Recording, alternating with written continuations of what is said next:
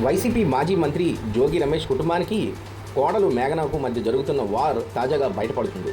జోగి రమేష్ కుమారుడు రాజీవ్ నపుంసకుడని తెలిసి కూడా దాచిపెట్టి క్రైస్తవులని చెప్పకుండా తనతో పెళ్లి జరిపించి మోసం చేశారంటూ ఆయన కోడలు మేఘన పోలీసులకు ఫిర్యాదు చేశారు. దీంతో జోగి రమేష్తో పాటు మొత్తం 10 మంది కుటుంబ సభ్యులపై పోలీసులు కేసు నమోదు చేసి విచారిస్తున్నారు. ఈ క్రమంలో నిన్న ప్రెస్ మీట్ పెట్టి ఈ వ్యవహారంపై జోగి రమేష్ వివరణ ఇవ్వగా దానికి కౌంటర్గా ఆయన కోడలు మేఘన ఇవాళ ప్రెస్ మీట్ పెట్టి మరిన్ని షాకింగ్ అంశాలను బయటపెట్టారు.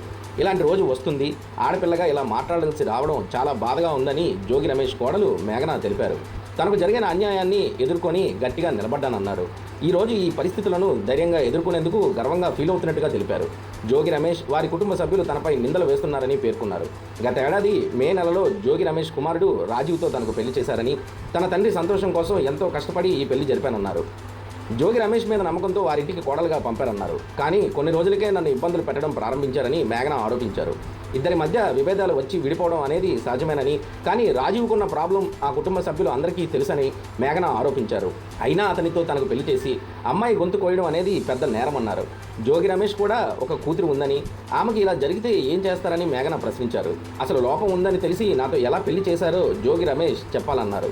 తమ ఇద్దరి మధ్య గొడవలు రావడం వల్లే విడిపోయారని నిన్న జోగి రమేష్ చెబుతున్నారని, అసలు ఈ గొడవ ఎందుకు వచ్చిందో ఆయన చెప్పాలన్నారు. అసలు విషయాన్ని పక్కదారి పట్టించేందుకే జోగి రమేష్ నిన్న మీడియాతో మాట్లాడారన్నారు. జోగి రమేష్ నిన్న సింపతి కోసం, రాజకీయం కోసం మాట్లాడినట్లుగా ఉందన్నారు. అసలు వాస్తవాలు ఏమిటో నేను పోలీసులకు ఇచ్చిన ఫిర్యాదులో వివరించానని తెలిపారు. తప్పకుండా త్వరలోనే అన్ని విషయాలు అందరికీ తెలుస్తాయని, తమ వివాహం జరిగిన తర్వాత ఉన్న ఇబ్బందులను మావయ్య అత్తయ్యకే వివరించానని మేఘన తెలిపారు. సమస్యలను పరిష్కరించకుండా అదనపు కట్నం తేవాలంటూ మా అత్తయ్య నన్ను హింసించిందన్నారు. తమకు పొలిటికల్ బ్యాక్గ్రౌండ్ ఉంది కాబట్టి తాము చెప్పిందే చేయాలని బెదిరించారని ఆరోపించారు. అదనపు కట్నం తీసుకువస్తే నువ్వు హ్యాపీగా ఉంటావు, అప్పుడే అతనికి ఫీలింగ్స్ వస్తాయని అత్త మాట్లాడిందన్నారు. తల్లి స్థానంలో ఉన్న శకుంతల అర్థం చేసుకోకుండా తననే తప్పుపట్టారన్నారు. పెళ్లికి ముందు హిందువులం అని చెప్పి పెళ్లి చేశారని, కానీ వారి కుటుంబం మొత్తం క్రిస్టియన్లని, ఇంట్లో హిందూ పూజలు అసలు చేయరని తెలిపారు. తనకు చిన్ననాటి నుండి హిందూ పూజలు చేయడం అలవాటని వివరించారు. అత్తారింటికి వెళ్ళిన తర్వాత కూడా ఒక హిందూ దేవుళ్ళ ఫోటో కూడా లేదన్నారు. తాను దేవుళ్ళ ఫోటో తెచ్చి పూజ చేస్తుంటే అడ్డుకొని కొట్టారని ఆరోపించారు. అదే కాకుండా నాకు తగిలిన ఇంకొక షాక్ ఏంటంటే, నాకు పెళ్లికి ముందు వీళ్ళు హిందూస్ అని చెప్పేసి పెళ్లి చేశారు. కానీ పెళ్ళైన వెంటనే నాకు తెలిసిన విషయం ఏంటంటే వీళ్ళు క్రిస్టియన్స్. వాళ్ళు లోపల ఎట్లాంటి హిందువులకి సంబంధించిన పూజలు కానీ, హిందూ కార్యక్రమాలు కానీ, అంటే బయట పబ్లిక్ లో మరి ఏం చేస్తున్నారు, ఏం పూజలు చేస్తున్నారు, ఎక్కడికి వెళ్తున్నారు అనేది నాకు సంబంధం లేదు. నేను ఇంటి కోడల్ని, ఇంట్లో ఏమైతే ఫాలో అవుతున్నారో వాటిని నేను పరిగణనలోకి తీసుకుంటాను. అక్కడికి వెళ్ళిన వెంటనే వాళ్ళ ఇంట్లో ఒక పూజ గది లేదు. బట్ మేము పెళ్లి చూపులకు వచ్చే ముందు అక్కడ మాకు తగ్గట్టుగా అన్ని ఫోటోలు అరేంజ్ చేసి మమ్మల్ని మోసం చేసి మమ్మల్ని పెళ్లి వరకు తీసుకొచ్చి పెళ్లి చేశారు.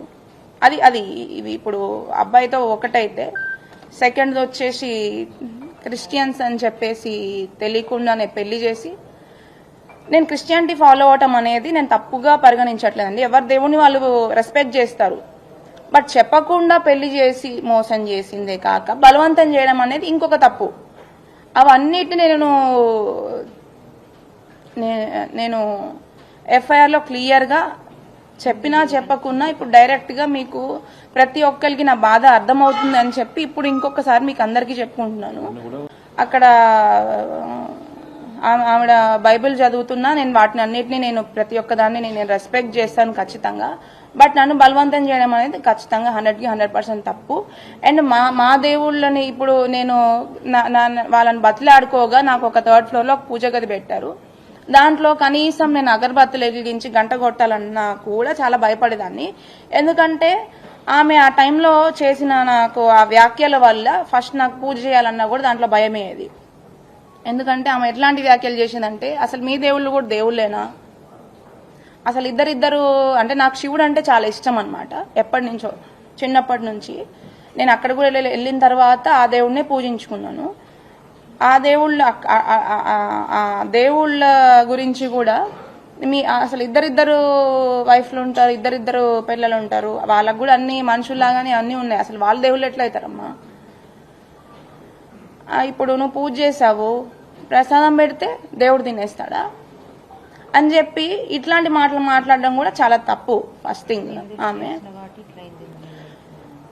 ఇంకా నువ్వు హిందువు మీ దేవుడు నమ్ముకున్నావు కాబట్టి నీకు ఇట్లా అయిందేమో, మా దాంట్లోకి వచ్చేసేయి అని చెప్పి ఇట్లాంటి మాటలు మాట్లాడదనమాట. నేను ఎప్పుడు కూడా వాళ్ళ దేవుళ్ళని అయితే నేను తప్పు పట్టలేదు. ఎవరి దేవుడు వాళ్ళకి, ఎవరి దేవుళ్ళు వాళ్ళకే గొప్ప. నేను మీ దేవుడిని రెస్పెక్ట్ చేస్తాను, మీరు మా దేవుడిని కూడా అంతే రెస్పెక్ట్ చేయాలని చెప్పి నేను అనుకునేదాన్ని. అయితే పెళ్ళైన తర్వాత కూడా వీటన్ని